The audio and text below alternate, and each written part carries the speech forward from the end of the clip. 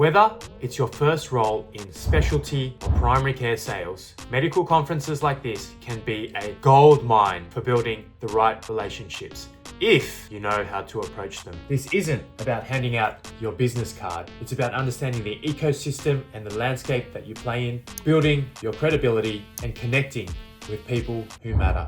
As a side quest, watch to the end and let's see how many freebies can we collect.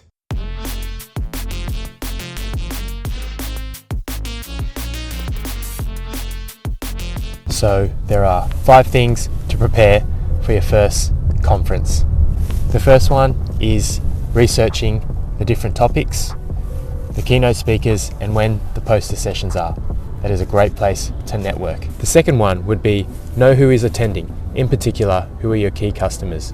Are there doctors, nurses, pharmacists who you want to connect with? The third one would be think about some talking points or some objectives that you want to achieve from the day. If it's your first time, I'd say largely building some relationships goes a long way. Now, the fourth one, if you're a sponsor like we are, know the layout of the conference so you know where to set up your stand. Number 5, bring essentials. That's business cards, notebook, water, and the ultra important fresh breath.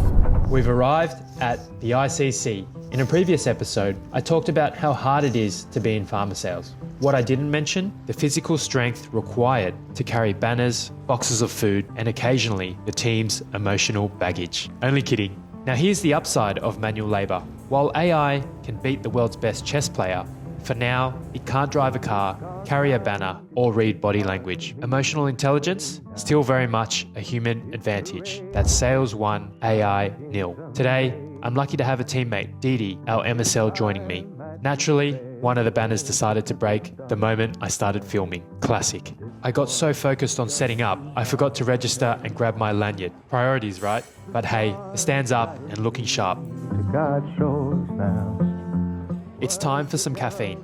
Like I said, it's good to plan your day, but leave room for spontaneous conversations. And coffee carts are some of the best places to strike up conversation.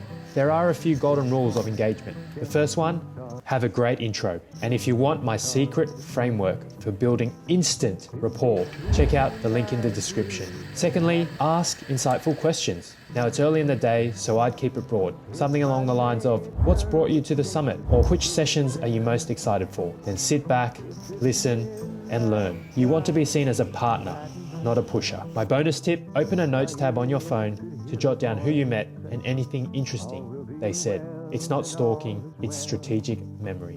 If you'd like to see how I follow up on the new contacts that I've made from an event like this, comment below the word networking. Please go forward continuing the work that you do, but always reflect on how we can change the dial, improve the dial.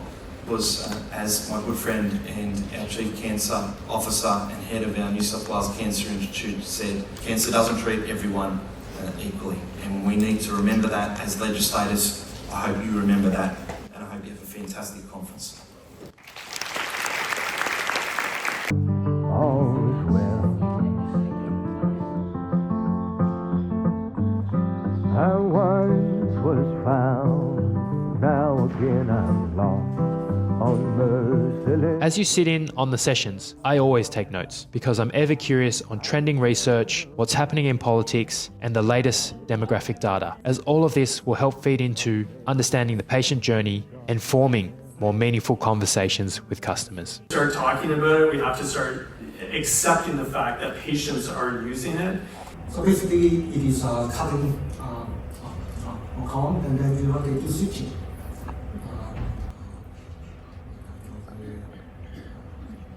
Morning tea and lunch breaks are networking gold. Stand near the food. Everyone ends up there eventually. I'm terrible with names. And if God forbid you forget their name mid-conversation, just say, I'm so sorry, I didn't catch your name. Or if you want to be more subtle, try get a glance of their lanyard. And to future-proof your memory, back to the Notes app. It works every time.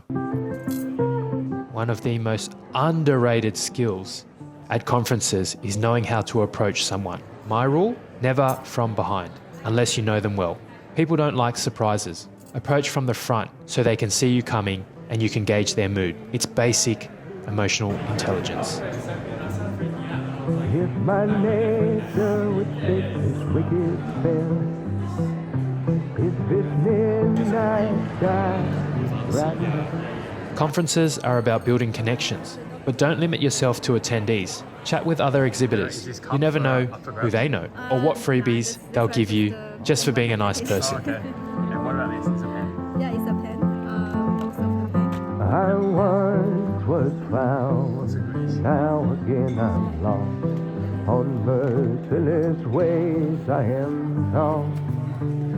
I will tell you of his grief, how it was. Now, it's finally home time, and before we wrap up, here's your cheat sheet for making conferences count. Remember the simple acronym ACT. A stands for Assess the Agenda and Attendees, so you have a short list of the people you want to connect with. C stands for Connect with Curiosity. Don't chase quantity here, go for depth. 3 to 5 meaningful conversations is much better than 30 shallow handshakes. This is not speed dating. And the T stands for Take Notes.